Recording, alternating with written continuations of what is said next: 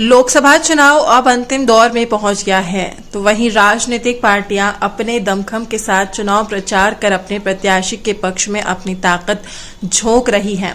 इसी कड़ी में आज प्रदेश के मुख्यमंत्री डॉक्टर मोहन यादव भिंड दतिया लोकसभा प्रत्याशी संध्या राय के पक्ष में भांडे नगर के मेला मैदान में पहुंचकर आम सभा को संबोधित किया। वहीं भांडे नगर व क्षेत्र की जनता एवं भाजपा कार्यकर्ताओं में भारी उत्साह देखने को मिला और इस दौरान हजारों की संख्या में लोग मौजूद रहे। भांडेर पहुंचे मध्य प्रदेश मुख्यमंत्री मोहन यादव को भांडे नगर परिषद अध्यक्ष प्रतिनिधि रामजीवन राय ने शॉल, श्रीफल एवं हनुमान कथा को भेंट कर सम्मान किया। वहीं मध्य प्रदेश के मुख्यमंत्री ने सभा को संबोधित करते हुए कहा कि भाजपा के कार्यों को आम जनता पसंद करती है और मोदी सरकार 400 सीटों को पार कर एक बार फिर पूर्ण बहुमत में सरकार बनाएगी। भांडे नगर पहुंचे मध्य प्रदेश मुख्यमंत्री यादव ने कांग्रेस पर जमकर प्रहार किया। वहीं मुख्यमंत्री डॉक्टर मोहन यादव की सुरक्षा को लेकर दतिया एसपी एवं अतिरिक्त पुलिस अधीक्षक के निर्देशन में पुलिस प्रशासन अलर्ट मोड पर रहा। शहर के हर गली चौराहा पर भारी तादाद में पुलिस के जवान तैनात किए गए। वहीं नगर परिषद द्वारा आमजन की सुविधाओं को देखते हुए संपूर्ण उचित व्यवस्था की गई। रक्षाबंधन पे तो नरेंद्र मोदी जी उसको साड़ी भेजते हैं। बांग्लादेश से हमारी कोई झंझट नहीं है। अरे बांग्लादेश तो छोड़ो, अयोध्या में राम मुस्कुराए तो माँ अरब में भी भगवान राम के मंदिर को बनवाने के लिए नरेंद्र मोदी जी ने हदिया हासिल किया अरब के अंदर। जोरदार ताली बजाओ सनातन धर्म के लिए। हमको तो आनंद आ गया। अरब के लोग भले ही मुस्लिम है, उन्होंने कहा बड़ी संख्या में भरतवंशी हमारे देश के अंदर है, अगर वो उनकी पूजा पाठ करके मानते हैं तो हम यहाँ नमाज पढ़ते रोज पूजा कर ले। ये होना चाहिए कि नहीं होना चाहिए? अपनी संस्कृति जियो और जीने दो की संस्कृति है, सबको लेके चलने की संस्कृति है। अब इनको तो सांप काट दिया, इनको तो लगा ही नहीं कि ये क्या हुआ। लेकिन इसी कर्म के कारण ये जो सरकार चला रहे थे 2013 तक, 2014 में मोदी जी की सरकार आई, 115 सीट रह गई इनकी। कितनी रह गई? 115, जहाँ 250 से ज्यादा सीटें थी।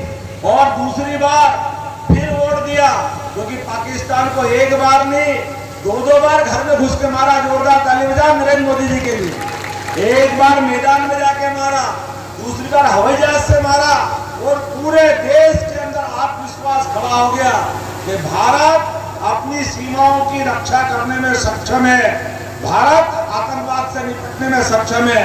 फिर नरेंद्र मोदी ने तीसरा काम चालू किया, धारा 370, जिसके कारण से इस देश में 1947 से लगा करके जब तक ये धारा 370 अभी हटी तब तक 40,000, क्या हिंदू, क्या मुसलमान, क्या सेना का जवान, क्या पुलिस का जवान, निरपराध लोग मारे गए।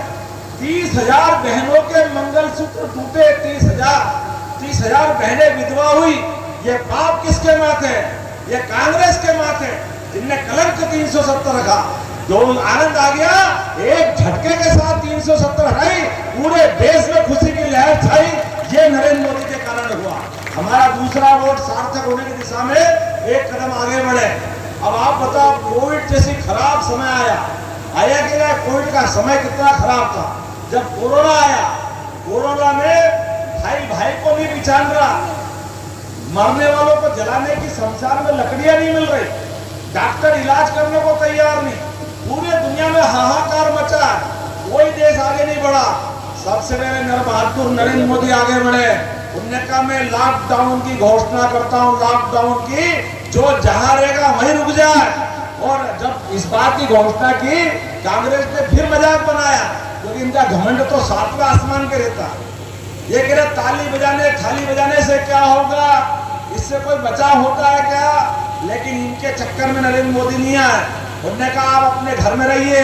लोगों ने कहा हमारे पास काम धंधा बंद हो गया, हम कहां से खाएंगे, क्या खाएंगे? नरेंद्र मोदी ने कहा चिंता मत करो, मेरे देश में और मेरा भगवान में विश्वास है। जो जहां था गेहूं, चावल, दाल सबको घर में दिया। और कितने लोगों को दिया? अरे पाकिस्तान की आबादी तो 20 करोड़ की है, उनने 80 करोड़ लोगों का पेट पाला। 80 करोड़ का जोरदार अभिनंदन करो। जो जहां था वहां अन्न पहुंचाया। ये बोलने के लिए नहीं, करके दिखाया।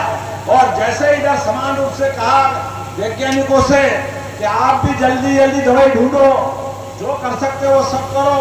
वो टीका बनाने में पहले 8 से 10 साल लगते हैं, पहले मेंढक पे, फिर खरगोश पे, अलग अलग जानवरों का परीक्षण करते करते 7-8 साल बाद टीका बनता है। लेकिन मोदी जी ने कहा कि मेरे देश के वैज्ञानिकों, मुझे मेरे देश की जान बचाना है, इसलिए जितनी जल्दी कर सकते करो।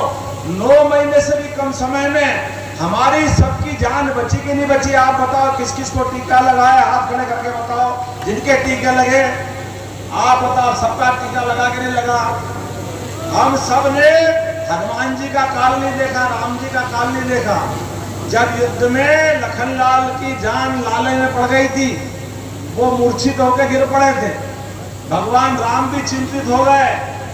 तो सुसेन रेड्डी ने कहा कि इसको बचाने के लिए एकमात्र काम करना पड़ा, हनुमान का है, हनुमान का ढूंढो। और हनुमान को ढूंढा और हनुमान जी से कहा आप ही कर सकते हो और कोई नहीं करेगा, जाओ संजीवनी पर्वत लेके आओ। संजीवनी